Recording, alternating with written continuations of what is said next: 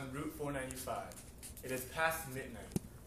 In front of you, you see no other cars, no pedestrians, and most importantly, no police cars. But on the left-hand side of you, you see another car going as fast as you are. Without hesitating, you know that he wants to race. So you initiate, going from 55 to 70 in less than 2 seconds. He follows, even passing you at 80 miles per hour. But you do not want to lose. So you speed up the accelerator and go up to 88 miles per hour, but do not go back in time. He zooms past you again. But you persevere, going 99 miles per hour. At this moment, you feel that you have just won the race, when suddenly, that same car that you have just raced turned up its police lights. Busted! Only teenagers would dare to do such things like this while driving. Teenage driving can be best described as fast and furious. Adults really need to think twice before they hand them the keys to disasters.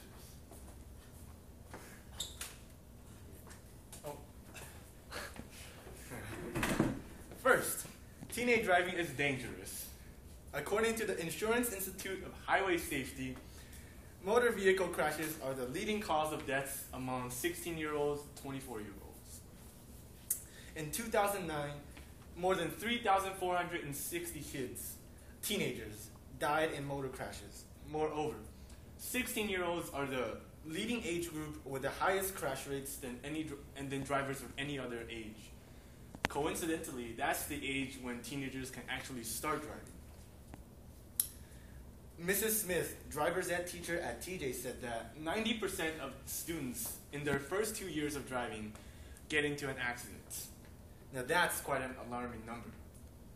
What's more astounding is that during 83% of the time, there's more than one teenager involved in the accident.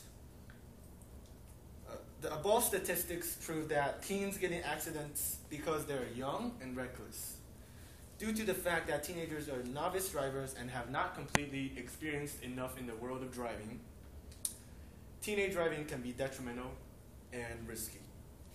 Now, the primary reason for teens driving so recklessly is that teenage drivers often disobey the laws.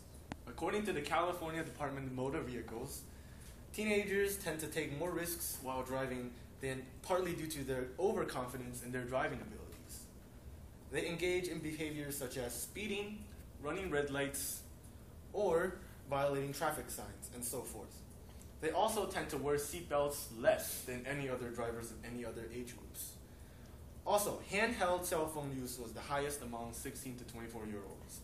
Personally, when I ride in my friends' cars, they tend to use their cell phones a lot, either to call people, text, or change music. I rode in one of my friend's van last week. He drove up to 90 miles per hour on Route 66 at 11 p.m. Although we were enjoying it, but it was clearly over the top and illegal. Even though driving at high speeds might seem jubilant, in reality it is against the law. In China, when I was riding in one of my friend's cars, he tried, since it was in the suburbs and he tried to look ostentatious, he ran through 5 red lights in a row. That is preposterous. He said that his strategy of running red lights was first, accelerate, second, look around, third, deliberately driving through. I found this idea preposterous, and at the spot told him to not do it again because it was so unsafe and dangerous. Laws are made for a reason, but teens tend to break them in an unfettered manner. On another note, teenage driving is often unnecessary. Most of my friends only use cars to drive to and from school every day. In my opinion, going to school without a car is not a huge problem. There are ample amounts of school buses that are capable of bringing students to and from school with ease. One of my friends I asked said that he leaves for school at around 7:30, and the bus at his stop only leaves for TJ at about 7:25, so that's only a 5 minutes later time period. By riding the bus in the morning, it reduces the grogginess of the driver. Also, at TJ, since we are going through a renovation, juniors will not be able to get parking spots this year. Due to the fact This will force the juniors to ride the bus and promote safety. Lastly, most parents don't want to buy a new car for their kids when they're in high school, until they're in college. At least that's the case for me.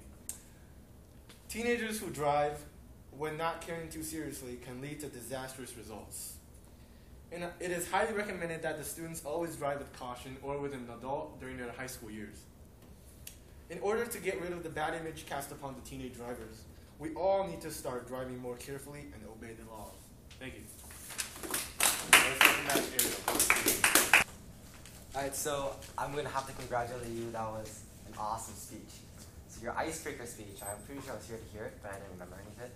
This one was more memorable, which I believe one of your key points, because I've never, ever seen anyone close the lights and tell a story. That was actually really cool. Rather, I think what's even more important in your speech that I saw was awesome was that more of your storytelling. Because when I did my second speech, there was no me in it. It was more a lot of facts and a lot of stories of others, like Thomas Edison or something. And this one, I got a better idea of what you were like. When you said something like you with your friend, you were driving 80 miles per hour down like 66.